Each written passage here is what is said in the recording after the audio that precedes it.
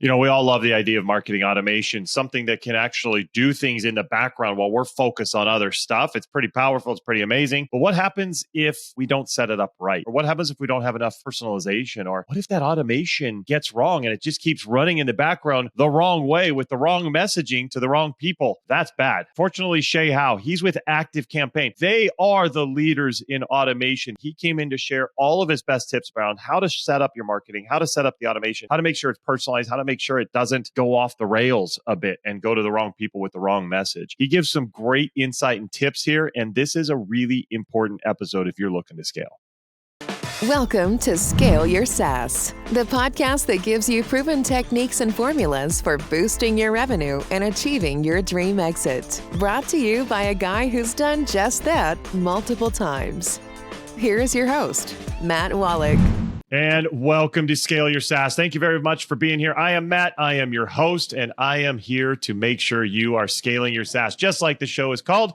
So we're going to teach you how to grow your leads, grow your customer base, excel at sales, and get an awesome team to help you do it. And somebody who knows about a lot of those things very well is with us today, Shay Howe. Shay, how you doing? I'm doing well, Matt. Thank you for having me. I'm excited to be here. Oh, I'm super excited to have you here. Let me make sure everybody knows who you are, Shay. So Shay is the Chief Marketing Officer at ActiveCampaign, a product that I use myself and love. Shay is a product leader with a design and engineering background. He leads the marketing, customer activation, partnership, platform strategy, and ActiveCampaign postmark teams. Lots going on, wearing a lot of hats. And earlier before we started, he mentioned that his role seems to change every 6 to 12 months, which that's kind of how things go in early growth stage companies. I love that. Can't wait to dive in more about that. But if you don't know ActiveCampaign, this is a product that gives businesses of all sizes access to hundreds of pre-built automations that combine transactional email and email marketing, marketing automation, e-commerce marketing, and CRM for powerful segmentation and personalization across social, email, messaging, chat, and text. They do a lot of stuff. So I'm super glad to have him here. Shay, thanks for coming on the show. Yeah, thank you for having me. I'm excited. This should be fun. I'm excited as well. So tell me what's going on with you lately and what's coming up. Ooh, as you kind of alluded to, there's no shortage of exciting things happening. And we could take that question in a dozen different directions. For me, when I think about what we're up to and what's going on, I always like to kind of come back to our product. ActiveCampaign's a very product-led organization and business. We're always trying to stay close to our customers and connect with them. So much feeds and stems out of that. Even the go-to-market motions come back to it. And for us, we've been doing a lot on the product front, I'd say in the last 12 months, if you will. As is, I think, largely most folks have oriented, digging deeper into some of just the AI capabilities and functionality. It's not something that's net new for us. We've had forms of predictive content, predictive sending, win probability in the platform, but taking that idea of generative AI a little deeper. So we've implemented that into our platform where you want us to write an email for you or text in different forms, you can do that. I think it's been interesting, and we've done it maybe a little bit differently than others, and you can actually talk to it. So you're a customer, Matt, you could go in there and say, hey, draft an email to go out about Shay's episode. We talked about X, Y, and Z. And we would write that email for you. And you could say, wow, make it more friendlier, right? You can go in there and actually just talk to AI and have it change the tone. You could say, make it shorter. That's too long.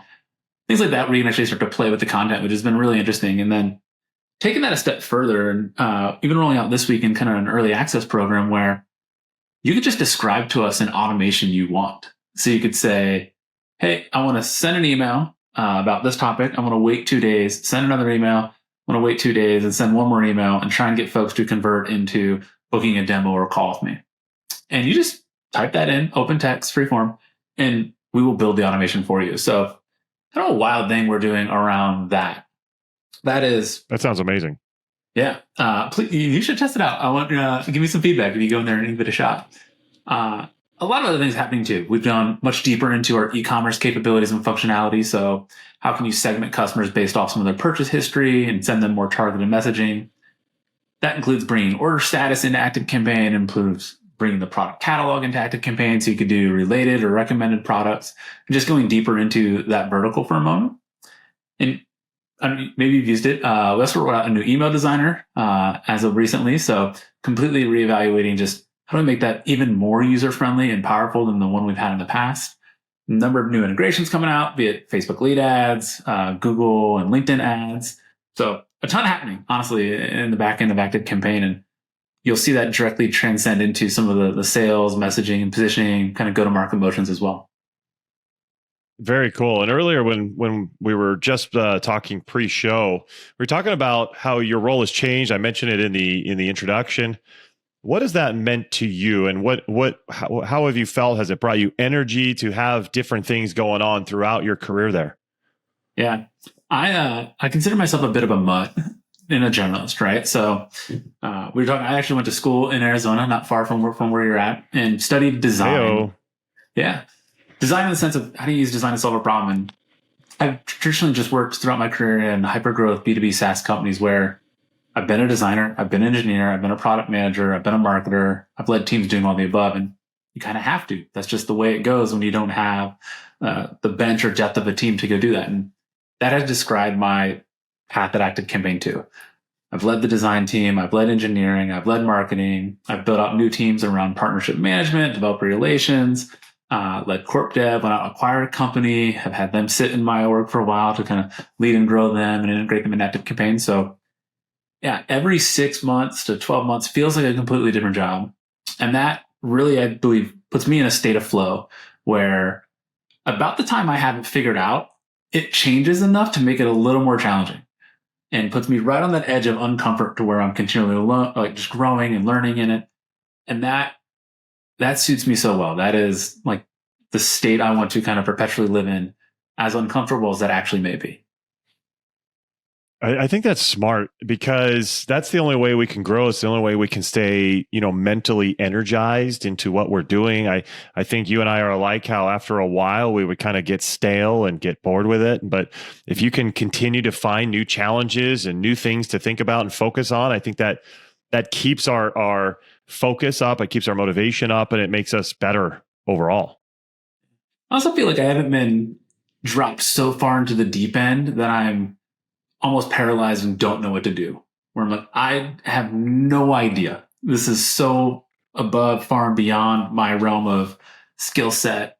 I haven't felt that either. So it's that state of, this isn't too easy, but it's not too difficult. And I had the pleasure of growing with ActiveCampaign too, right? So when I started, we were a little over 100 employees.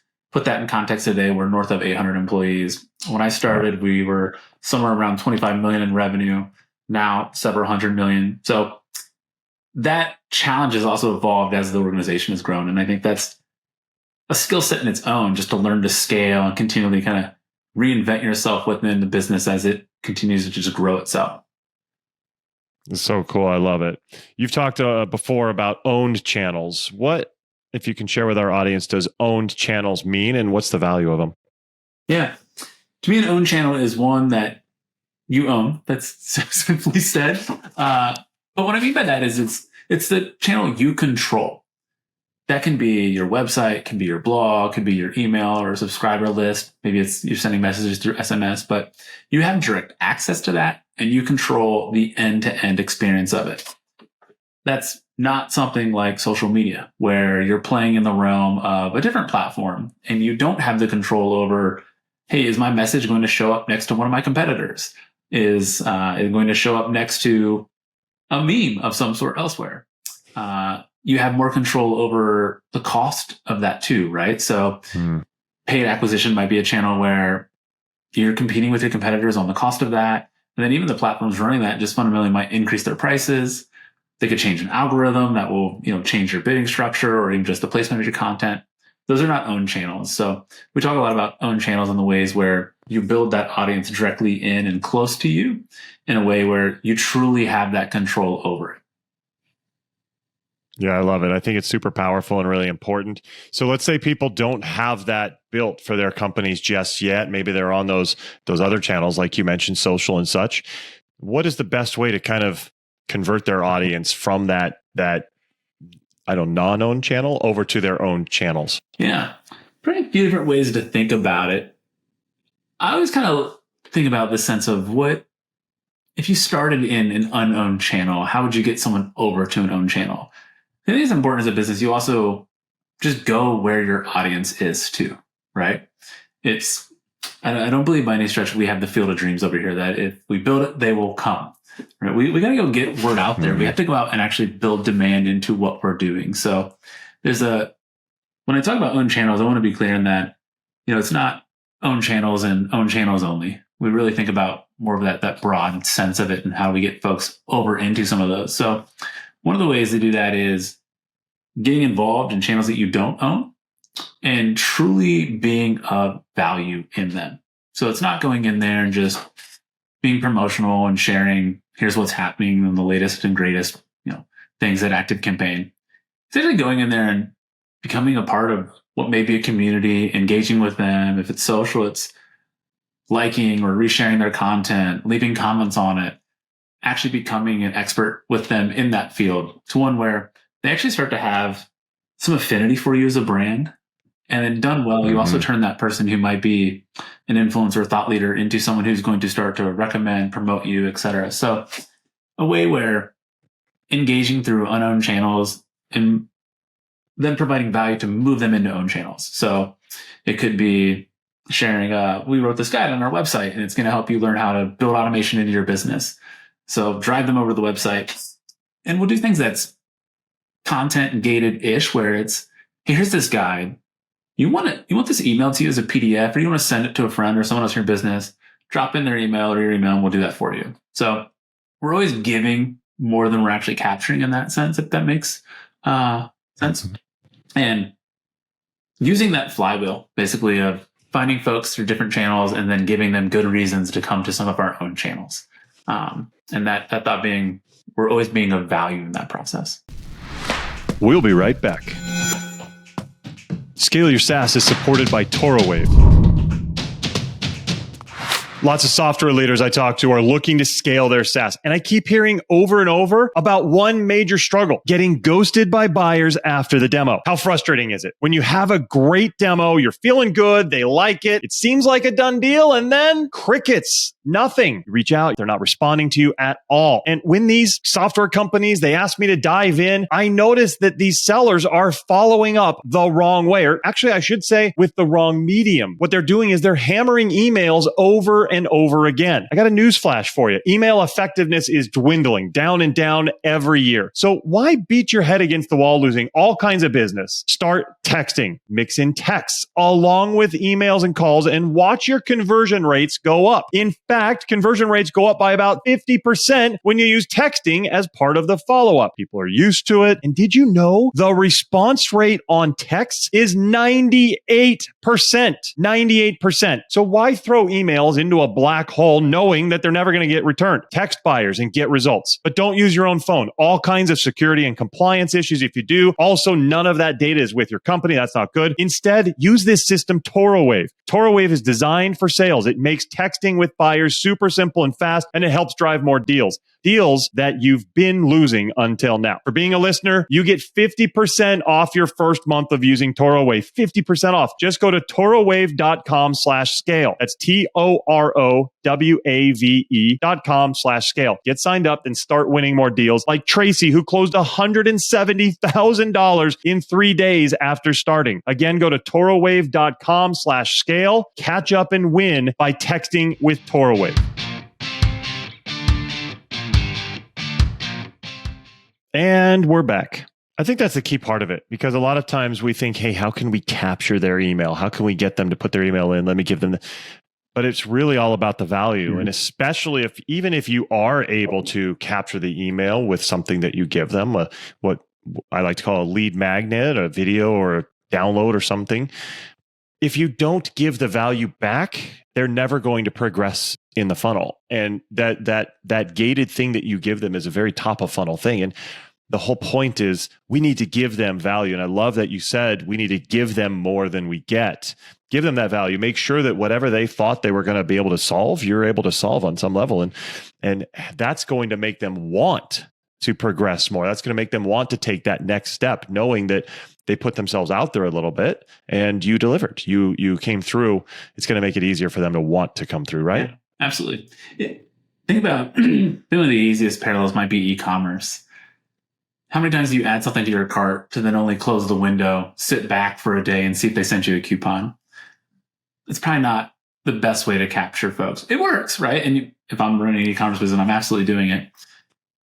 I don't know if that's going to work in a SaaS business or technology business, right? So you could do things like, I'm going to run a promotion or offer discounts. That's it. It could work in a small sense, but that's not being a thought leader. That's not them looking at you and saying, hey, I wonder what Shay or ActiveCampaign thinks about this. And that's not them getting every email from us and saying, I need to open this because I'm going to learn something. And that could fundamentally help me run and grow and evolve my business. So we angle far more on the lens of that sense of providing value, but value that is, it's practical, it's relatable to you, it's actionable. And we do that fortunately through automation, right? We're paying attention to what categories of blog posts are you looking at on our site. When you click a link on an email, what is the general sense of what that email is about or that link's about? And kind of always trying to zone in onto who that person is so that we can be more personal to them. Yeah, I think that's really critical. How can you be personal to them? So when we talk about marketing and marketing automation, how can you create some of that personalization within your automation? Yeah. There's no shortage of way to do this. I could talk at length about this. One of the things I think about in that is, what data are you collecting about your audience? And that data can come from a plethora of different places. Could be the data they just directly tell you. It's a form on your website where they say name, email, location, or answer a few questions. It could be data that you enrich, where you take that and you go ask other third parties to say, hey, this is their website. How many people work there? Where are they located? Right? So it could be enriched. I also love the behavioral data. So what are they browsing and clicking on? And we have a site tracking feature at ActiveCampaign to where, very similar to maybe Google Analytics, drop a script on your site and we'll start to recognize what pages someone's going to or browsing. And that's really cool in the sense we can send someone an email and I'll know if they go to our pricing page. I'll know if they click through to start to configure their pricing and what type of plan tier they selected. And then I'll also know if they converted or not, right? So it's one of, can you capture enough data and keep it organized into a manner that is unified and actionable, but then you can start to layer in different experiences. And I think starting to look at things like their vertical, their stage in your customer life cycle, and items like that allow you to actually start to build some segmented audiences, change up some messaging to where you're speaking to that person as if they're your only customer, regardless if you have one or, 10,000. And that's kind of the hope and dream behind a lot of where that data comes from and what you can actually begin to do with it. I love it. Super, super powerful stuff. Now, what are some common misconceptions about marketing automation? What can businesses do to kind of make the most of this technology? Yeah, I love this question because this is something as a marketer we have to think about at ActiveCampaign, right? And how do we get someone excited and engaged into giving us a shot? There's a couple of things we notice almost immediately, and that is a lot of folks think about automation and they think too difficult. It's going to be really complicated, hard to set up. I'm growing my business. I do not have time for that. I could probably figure it out, but that is just not something I have time for. And that's wrong in a sense that it's incredibly approachable. The amount of visual editors, drag and drop tools and interfaces, the amount of pre-built recipes or templates that we have in our platform allows you to get started quickly, and you can dive in and be automating something literally in the next 5 minutes. That could finally start to change part of your business. If we get someone to understand that, the next misconception is, okay, I get that, but what does that cost? Because that's a dream too big to be true. It's probably not affordable if I could actually do that. And our pricing starts at $29 a month. It's not wild, right? It's you may spend more on coffee each month, right? So easy in that sense. And I think you take those two together, a lot of times you'll start to hear, hey, marketing automation is really only for really big businesses. This is for the enterprise grade class, and my business isn't there. And I think that's just fundamentally wrong in the sense that it is approachable, it's intuitive, and you could get started at an entry market price that still allows you to have an incredible amount of capabilities and features. I think the other thing nowadays folks are, in a sense of, it feels too impersonal, that you're building automation and then someone starts to feel and realize that's not a person, that's a robot. Like I'm not talking to someone anymore. And done wrong, that's true. You can definitely like feel that sense. I think that's what we were saying earlier, where the data comes in to how you start to build and structure some of that out. You want to build automation into things to where it creates surprise and delight, and you're actually impressed with how close it is to truly understanding who you are. And we tell folks all the time, even as an automation-based company, don't over-automate either. Like still, you have to have room for that human touch to where you pick up the phone and call someone, or you send them flowers or a special gift here based off a comment or something they said. You want to stay close to your customer. So definitely don't over-automate what's going on in there. I think maybe less of a misconception, but something I see folks do, and I want to encourage them not to, is they set something up and they walk away.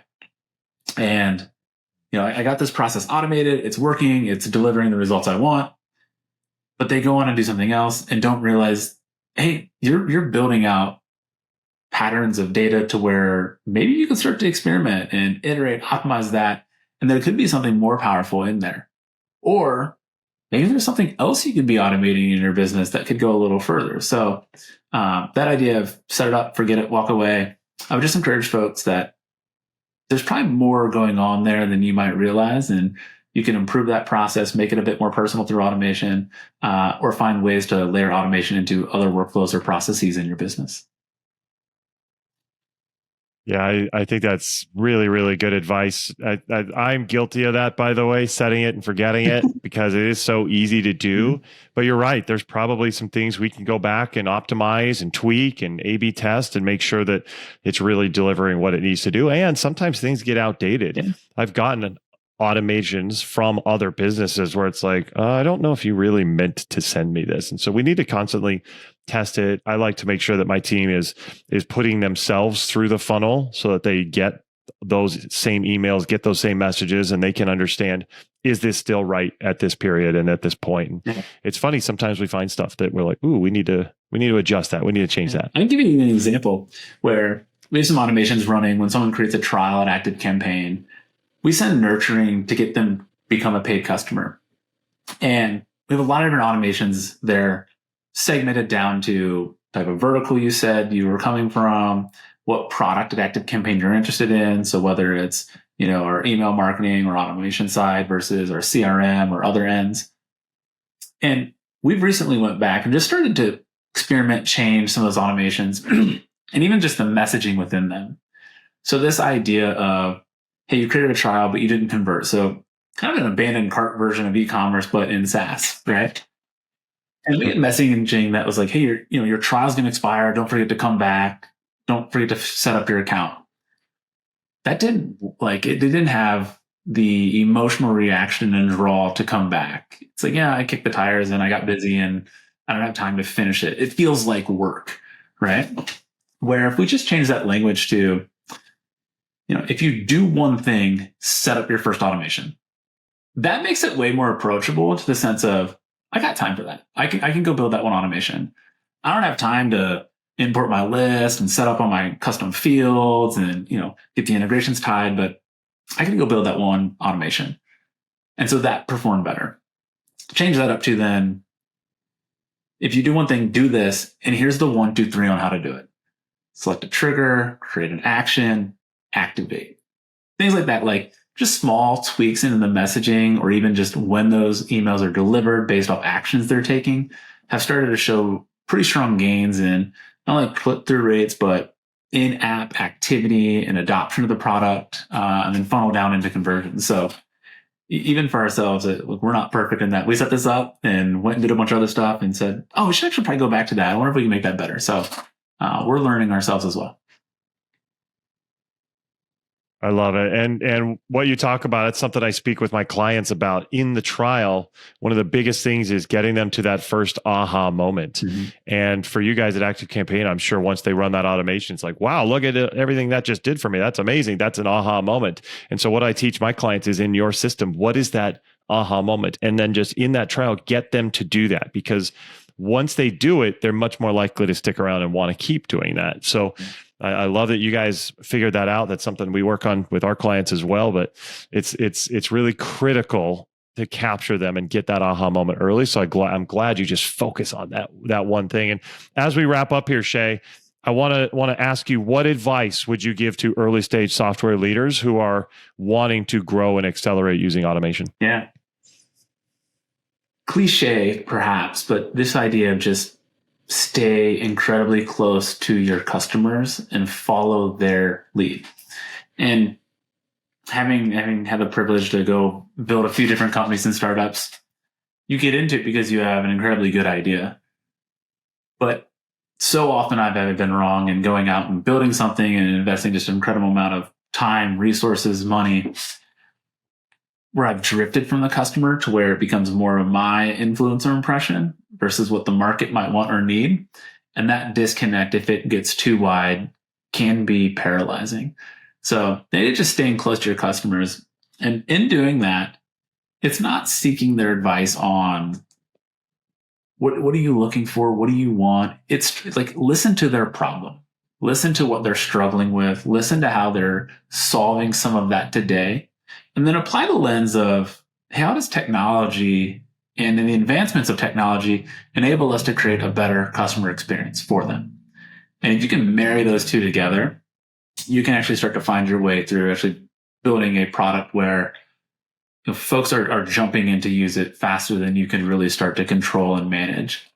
And it's at that rate where build some automation into the business to help get that funnel going faster and faster, to where you're nurturing them, you're enabling them, you're setting them up for success, and even using automation to help capture and solicit some of their feedback along the way, so that you don't lose that disconnection of what are they actually seeking and what are the value they're finding in your product. So cliche to say stay close to your customers, but it's so incredibly important, honestly.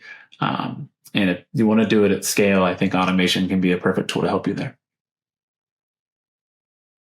That is absolutely true. Great advice, Shay. I really appreciate you coming in and sharing all this with us. This is really, really cool stuff. How can our audience learn more about you and ActiveCampaign? Yeah. ActiveCampaign, it's just activecampaign.com. Pretty simple, straightforward. We have free trials. So truly our aha moment is building your first automation. So if there's something in your business that has felt mundane or you're tired of doing, create a trial. And honestly, give it 5-10 minutes. See if you can build an automation around that. And we may even have some recipes and templates that will do that for you. You may actually really be surprised at how easy it is to get started there. And then for myself, I'm Shay Howe across pretty much all the social networks. So LinkedIn, Twitter, and elsewhere. So yeah, just search Shay Howe, and I'm happy to connect, answer any messages. Please don't hesitate to reach out. Very cool. We'll put all of that into the show notes. So if you're listening, go ahead and check that out. But Shay, thanks so much for coming on the show. Matt, thank you so much for having me. I appreciate it. Absolutely. And everybody else out there, thank you for being here too. Again, make sure you're subscribed to the show. Hit that subscribe button now so you don't miss any other amazing leaders like Shay sharing all their wisdom with you. Hit that, and then we will see you next time. Take care. Bye-bye. Thanks for listening to Scale Your SaaS. For more help on finding great leads and closing more deals, go to mattwolach.com.